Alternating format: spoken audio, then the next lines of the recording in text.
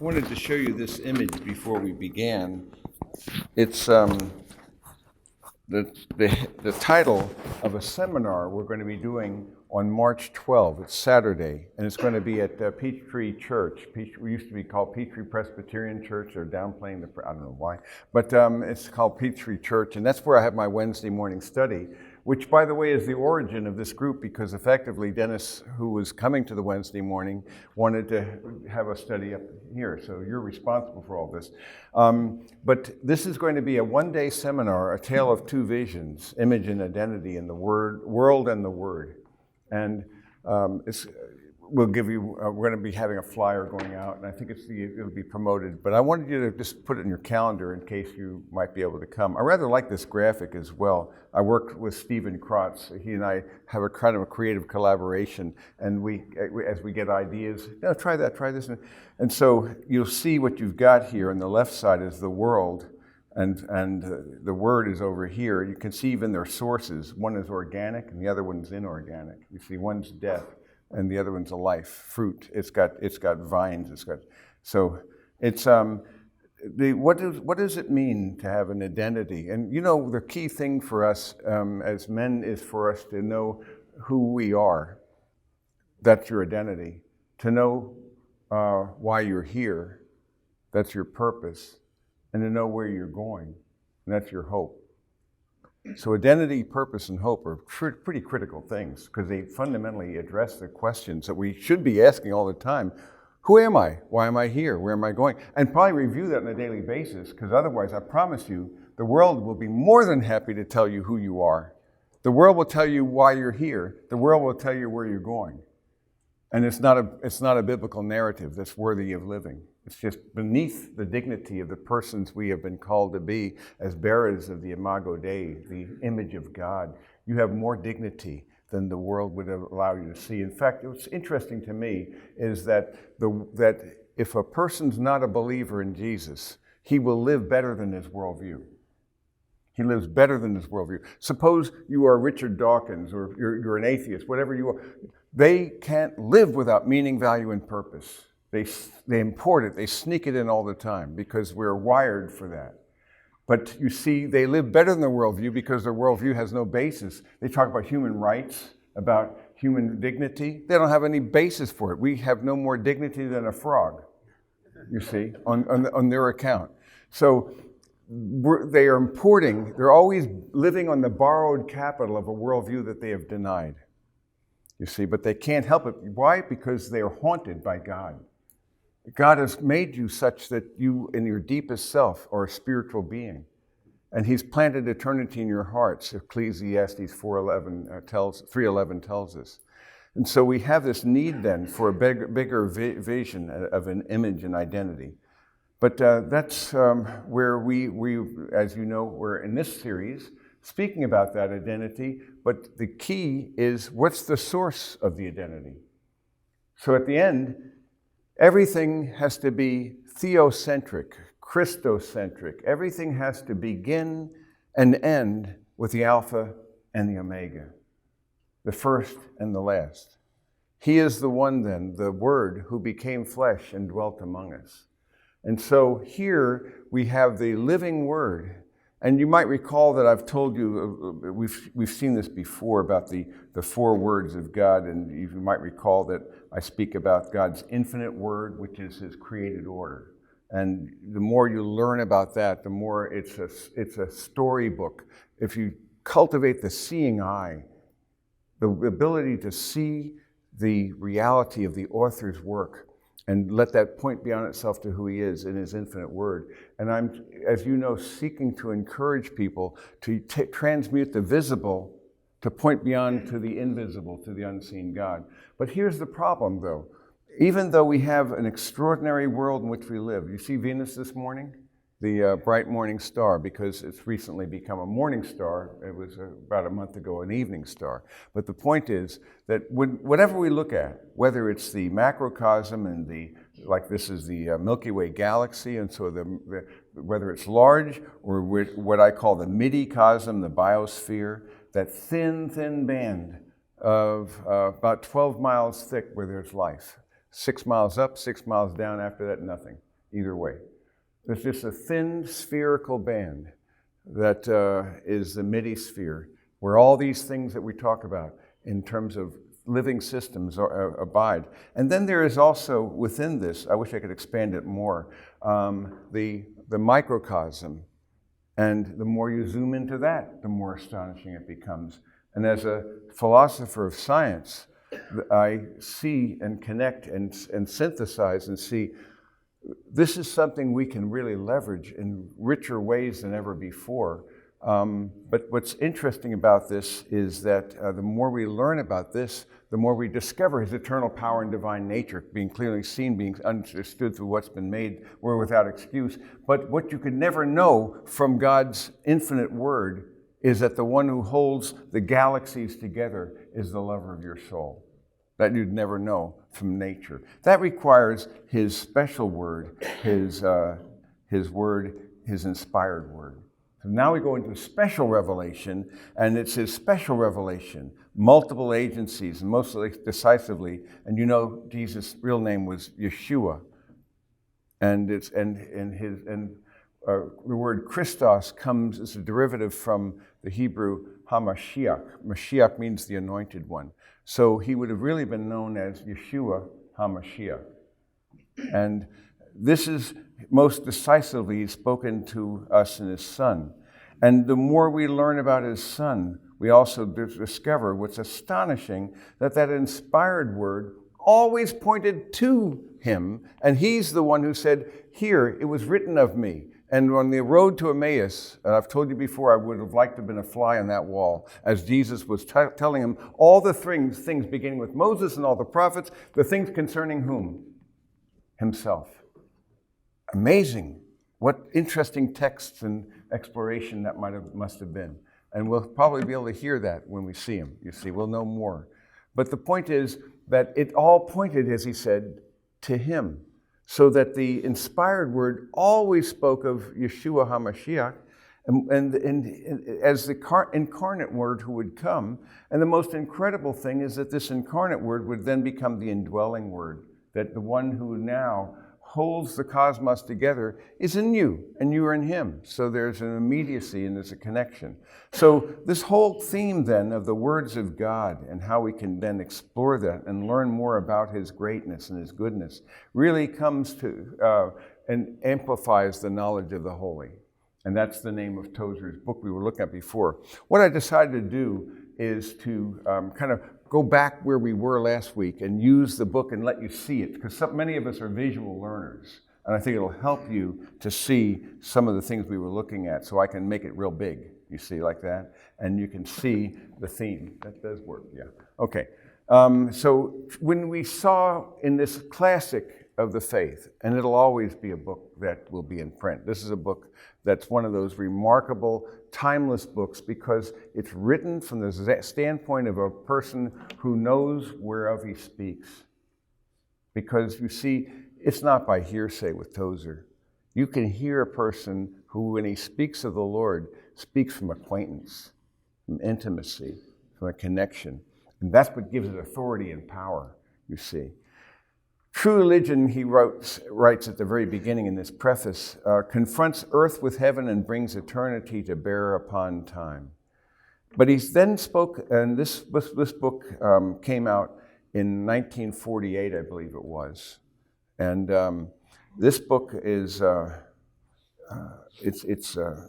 that was The Pursuit of God. I think this came out a little bit later than that, 63, I think it was, yeah. But the point is, this was actually before, maybe 61, I think that's what it was, 2 years before I think he died. He had the same years as C.S. Lewis, 1898 to 1963. I think they knew of each other, or at least he knew, but I don't know. I'd love to have been a fly on the wall if they'd ever had a conversation.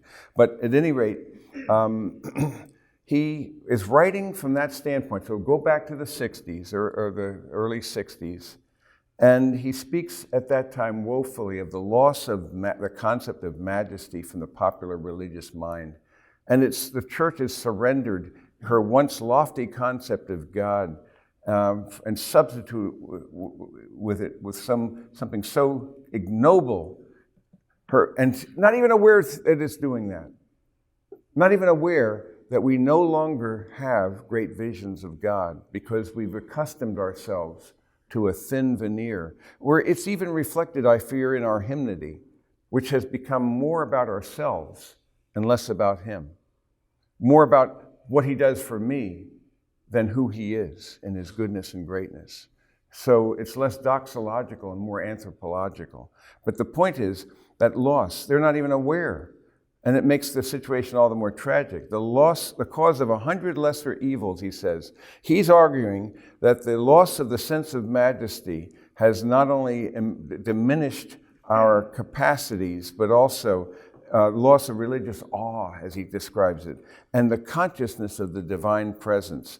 The loss of the concept of majesty is a huge loss indeed. He goes on to argue that our gains, because there were times, as you know, when the church would seem to be making gains. In our time, I wouldn't call it gains. I'd say we're being vilified, mocked, and Christianity is up for. It's basically open season, hunting season on Christianity, because it's the one worldview you can vilify with impunity. You try that with any other worldview, Islam, anything, you wouldn't get away with it. You see, it's the one thing that it's an open play for anyone to mock and vilify. I see it more and more where the forces of evil are becoming more overt, no less covert, even on popular television shows, where they're assuming more and more that they can do that. And it's dishonoring to the living God. But it's part of the process that we ourselves should actually expect, because indeed in these last days, I believe He's preparing the stage for the next act. And He says it's going to get a lot worse before it gets better.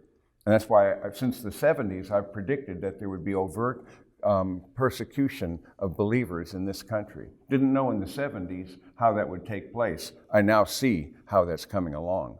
And this metaverse, if you're familiar with the metaverse, just look that up, is chilling and frightening indeed.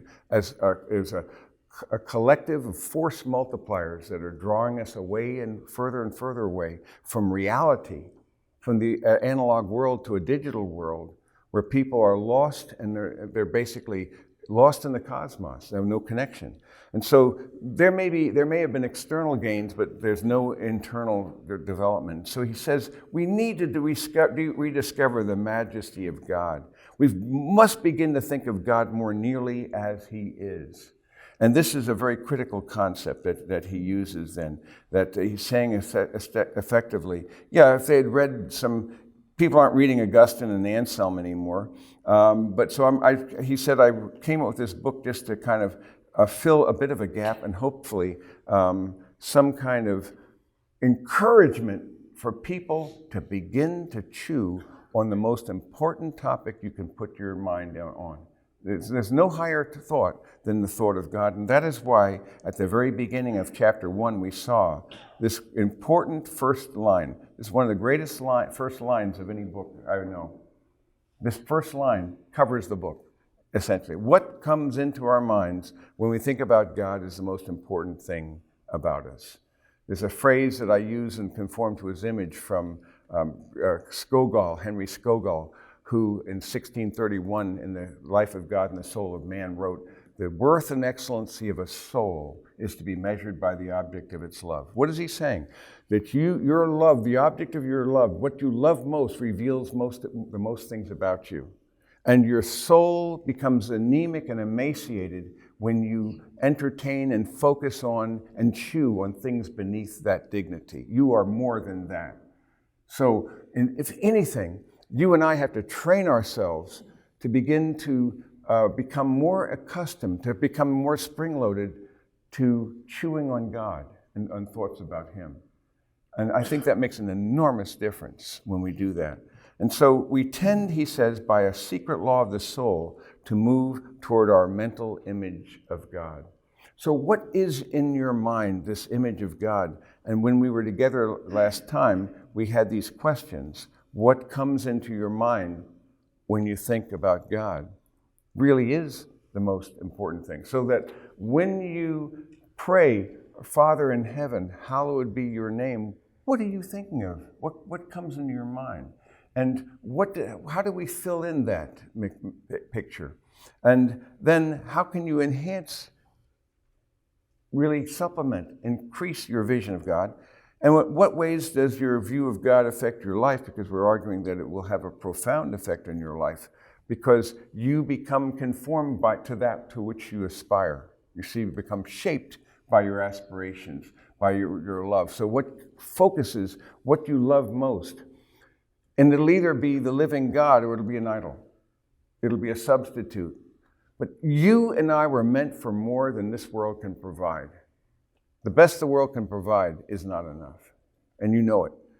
So no earthbound position or joy can actually fulfill the purposes of God in our lives, because we were meant for far more than that. And you've seen me talk about these things again and again, but I keep referring back to these idols for destruction, because the human heart is an idol factory. And while they may not be made out of gold or wood or stone, these idols are still very much an idol, because an idol is something that we focus on and it takes our attention and our heart. What grips our heart? So what does your heart turn to when it's in neutral, is that question. And so is there a way we can train ourselves to begin to become aware of thinking worthy thoughts of God, and how we can achieve that in varying ways, rather than these things? You know me, I'm very big on alliteration. I have 9 P's here.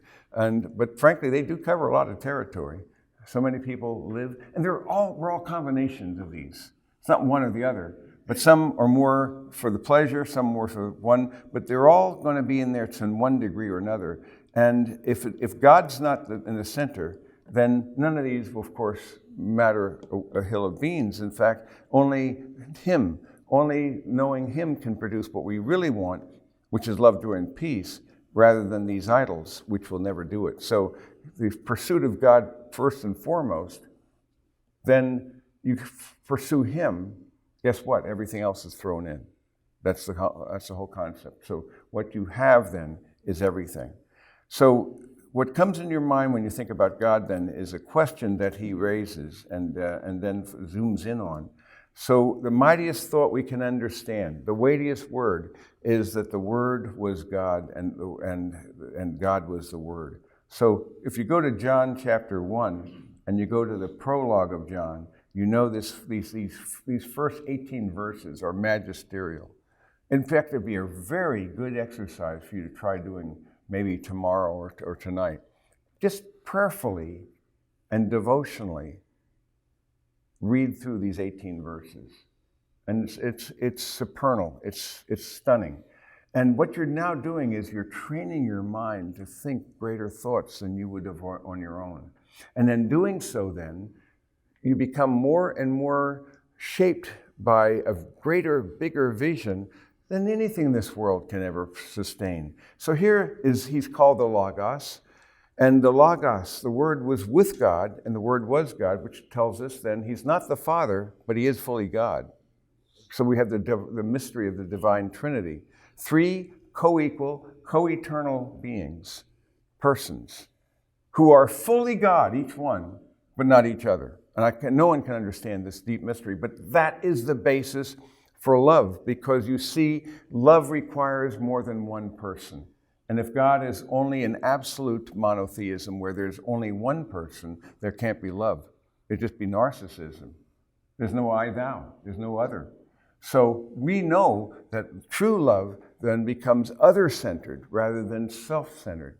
That's the beauty of the divine Trinity. In their unity and diversity, they are, in fact, a community of being, of love, of communication, of other-centeredness. The richness of the fullness and of the divine, the fellowship of the divine Trinity is so astonishing that yet even more amazing is we're invited in so that we can have, He's in us and we're in Him. So it's still an astonishment. But He says, all things came into being through Him. Apart from Him, nothing has come into being that has come into being. What does that include? It includes energy and matter and time and space. That too came into being. Those are artifacts of his creation.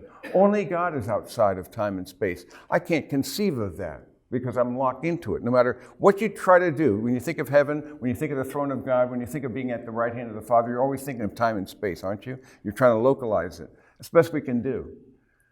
Our capacity when we are before him and see him will be vastly greater.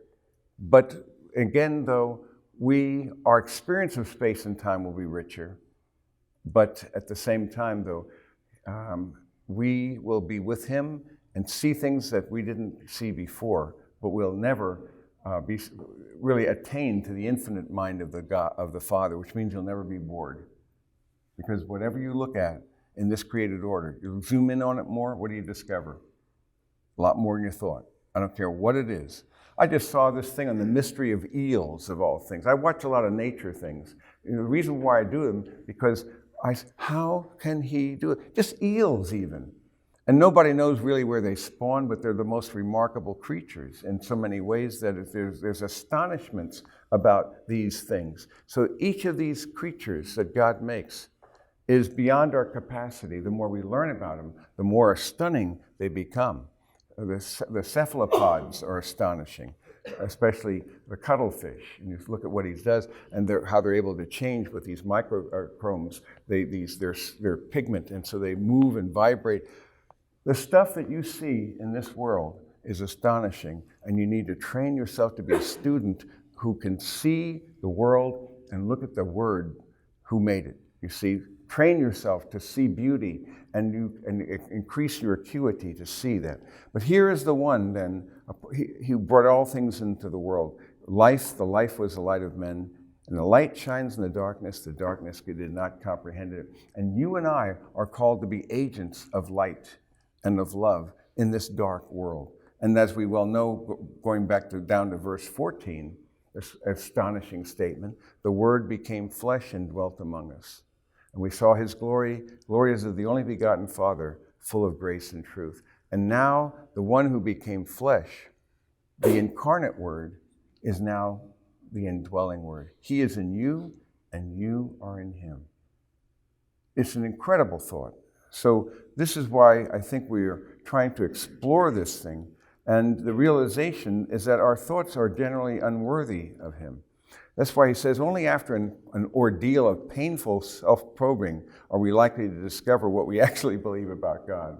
If you really look at it carefully and begin to look, you might discover that it's not as biblically informed as you might like. It might be more culturally informed. So we need to have a right conception, not only to systematic theology, but also to Christian living as well. So that he says, and I think he's right, is scarcely an error in doctrine or a failure in applying Christian ethics that cannot be traced, he says, finally, to imperfect and ignoble thoughts about God. So again, where do you start? How is he there? And can you train your mind so that when you go to neutral, it's more and more about the one who made all things? Can you train your mind for that to happen? Otherwise, we have a decadent, as he calls it, a decadent view of God that's unworthy of his great dignity. And so he speaks about what he calls a burden of eternity. And think about this. If you had that burden of eternity upon you, the realization, a weight more crushing than all the woes of the world piled upon one another, that mighty burden then, he says, because you see you're going to stand before him. This is not theoretical stuff.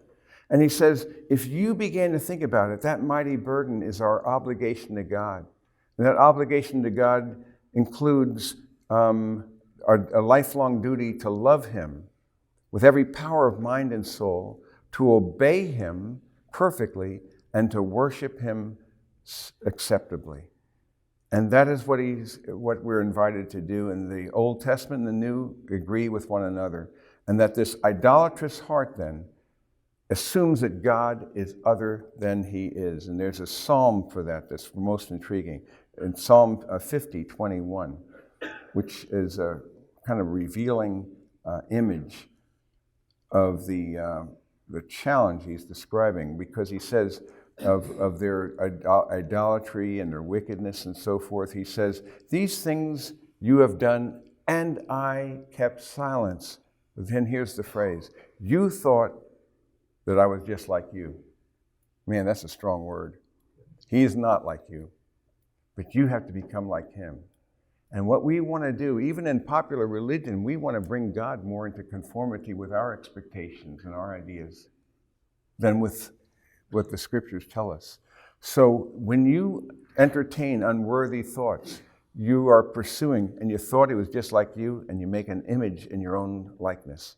The idolatrous heart, he goes on to say, assumes that God is other than he is. That's a monstrous sin. It substitutes for the true God one made after its own likeness. And that is why he refers to that. So he says the essence of idolatry is the entertainment of thoughts about him that are unworthy of him. And so again, how can you and I then have thoughts that are worthy of the living God? And I think about the imagery there in Romans chapter 1, and it's kind of a terrifying picture in many respects, because in Romans 1 you see this spiritual darkness leads to an intellectual darkness, which produces a moral darkness. And so if you studied chapter 1, just verses 18 to 20, even though they knew God, they didn't honor him as God or give thanks, but they became futile in their speculations, and their foolish heart was darkened. Professing to be wise, they became fools and exchanged the glory of the incorruptible God for an image in the form of corruptible birds and of man and fallen creatures. So here he says that spiritual volitional rebellion against what you knew he was there, but you didn't honor him or give thanks. That spiritual darkness produced an intellectual cloud that distorted your thinking and your mind, so that you were now pursuing and worshiping things that are unworthy. Because you see, the true wise thing to do is to treat things according to their true value. And so the wisest thing you can do then is to treat the temporal as if it really is the temporal, as if it's passing away, and treat the eternal as if for what it is, it's going to endure forever. And the weight of eternity then becomes something that draws us and drives us if we are thinking more biblically.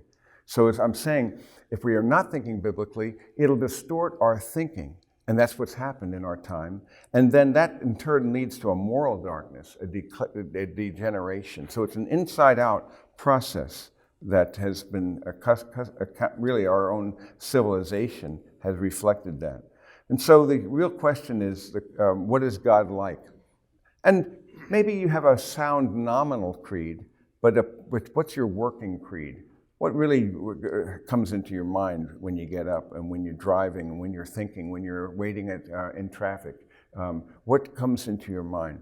So to purify and elevate her concept of God until it is more worthy of us, that is really our mission as individuals and as a community, as a collective. So this is why I felt it was important for us to zoom in on that a little bit more than we had. I'm going to also then, as I told you before, be using this other book, Knowing God. Now this is an image of my copy. So both of these are kind of worn out old books, you see. So this is when it first came out in 1973. And so this is J.I. Packer, Knowing God. So I'm going to be using both of these because both men were intimately acquainted with him and kind of converge and connect in many ways. And this is, he uses the analogy of people who are sitting on the high front balcony of a Spanish house watching travelers go by on the road below in this book that he describes. And he calls them the balconeers. And the balconeers can overhear the travelers talk and they can chat with them. They may comment critically on the way that the travelers walk. Or they may discuss questions about the road and how it can exist at all or lead anywhere, what might be seen from different points along it and so forth. But they're onlookers, they're not travelers. Their problems are theoretical. So it's really the issue of theoretical versus practical. And so what Packer, like Tozer, is doing is to invite us then to actually see that we are called to be people who are, in fact, travelers. This is a book for travelers, how to show proper honor and love and trust towards the three persons who are now together at work to bring them out of sin to glory. And again, just as Tozer said, the conviction behind this book is that ignorance of God, ignorance both of his ways and the practice of communion with him, lies at the root of much of the church's weakness today. We're saying the same thing, just from different angles. And so there are two trends that he's observed, and Tozer would agree. The first trend is that Christian minds have been conformed to the modern spirit. Man, if that was true in the early 70s, what does it look like now? Again, a Rip Van Winkle exercise would help you imagine if you were in 1970, say 73, and you woke up and it was 2003 or 2022, even worse. You see, you wouldn't be able to bear it. It'd be more than you could never hardly imagine what that's like.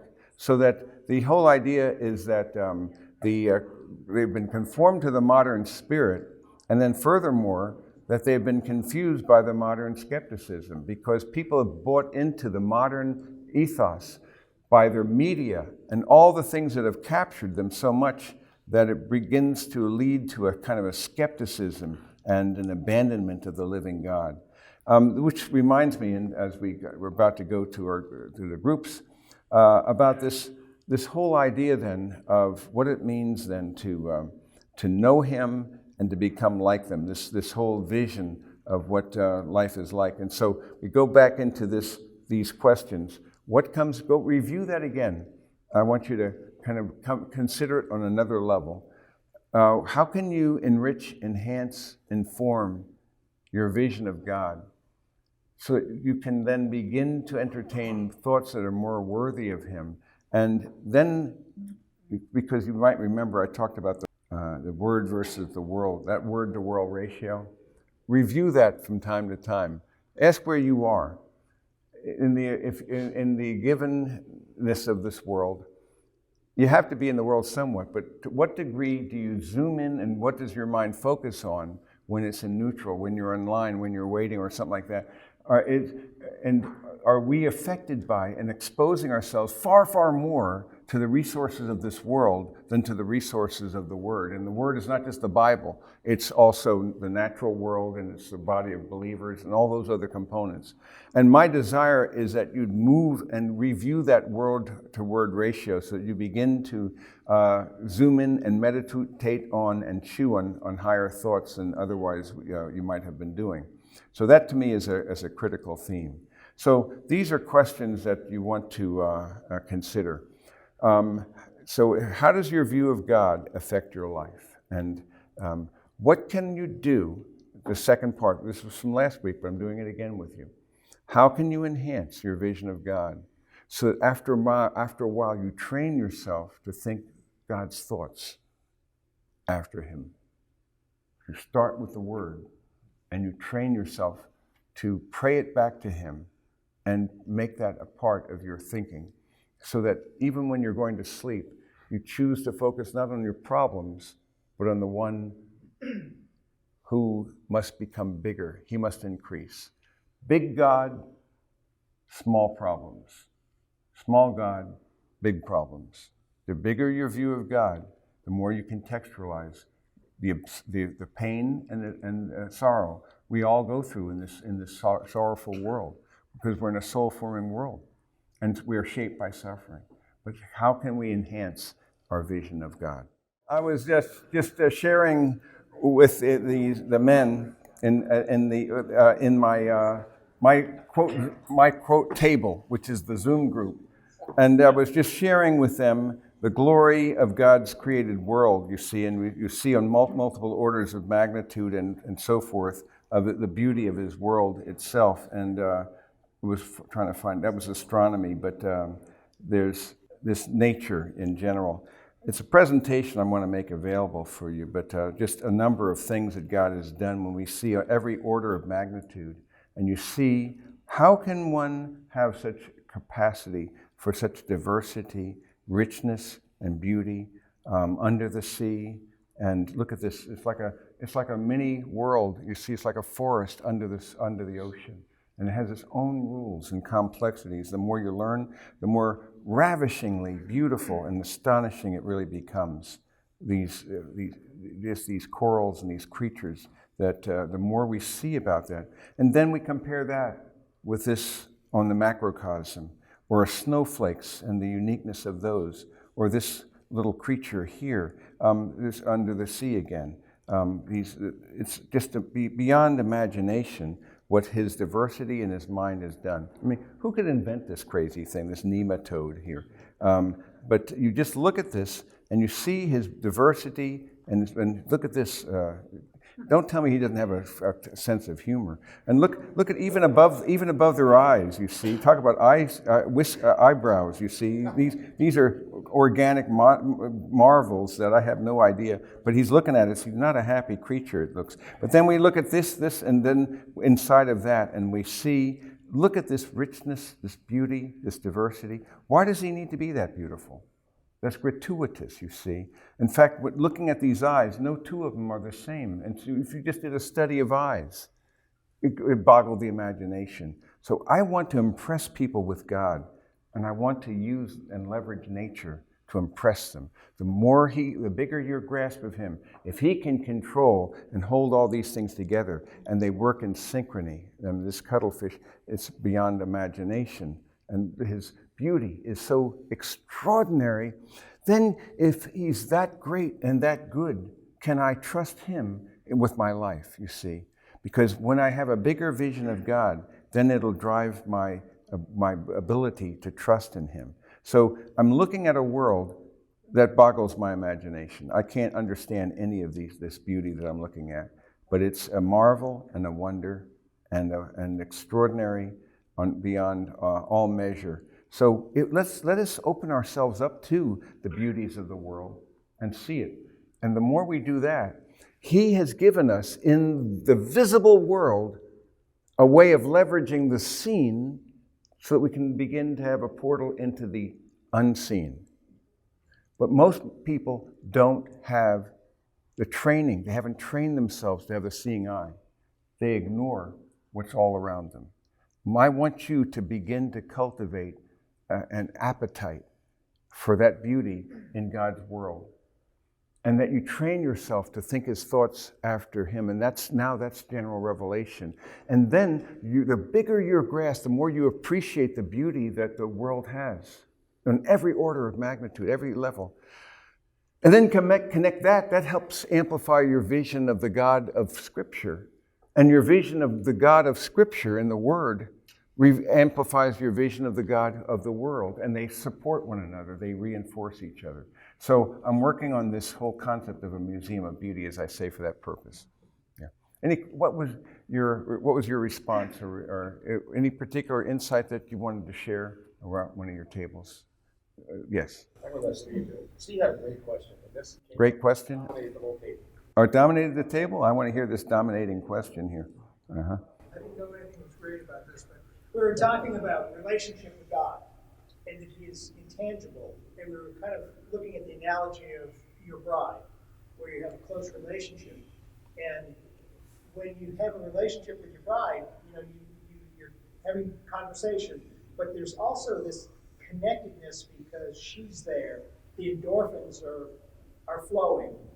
And that seems to be the challenge, that God is intangible, and I don't have those endorphins that I'm feeling necessarily. Mm-hmm. So kind of the conversation was, how do you make that relationship with an intangible God so great on a level that we can appreciate? Yes, and that's partly the answer is what I was just describing, is look at what we can see and make that a portal into the mysteries of what we cannot see. So I want you to cultivate a holy appetite for God's beauty and for his goodness and his truth. In fact, I'm working on a new version of pointers in the microcosm and macrocosm. And the whole point of that presentation is to impress you with God, you see. And when you walk out of that, then you begin to realize, I don't have many problems. because I know who I am, where I'm going. And I know I'm called to go through this adversity in this world to forge and form Christ in me. So I become a greater person than if everything went my way, because we'd be ruined if things went the way we want them to go. But instead, we lose our lives progressively to find His life in them. One last thing I should mention, because something I just got my hands on. Yes. More of a study on the Holy Spirit that lives in you. Could that help you with that intimacy with that? Oh, sure, the Holy Spirit. I mean, you're absolutely right. So that's why you're using the Word of God and then seeking to understand what is the mystery of it, meaning that He indwells me and I am in Him. So the whole idea of Spirit-filled spirituality, the more we realize that He indwells us, and the living God is indwelling us through His Spirit, who empowers us and who anoints us and who seals us and who teaches us and illuminates the Word, all the ministries of the Holy Spirit. So we have this wealth that we are rarely using. Yeah. Last thought before we quit, and I've now just got copies of Jesus in His own words in the paperback, and so they're here. So I'm very delighted with this, because I think this is, check it out. I love the feel of it, and it's very welcoming. And this, as you know, is designed to be given to a seeker, a skeptic, or anyone. Because all it does is it reveals Jesus' words and contextualizes them. And it's a very nice piece of work, and it's it's not threatening, not daunting. So, and the amazing thing is this is going to be available for ministries and churches for a short time because of a guy who wants to supplement it, make it possible for a church to get 1,000 copies for $1,500. We can't make them that cheaply. You see, so we're supplementing it. What's the reason? Get one, give X.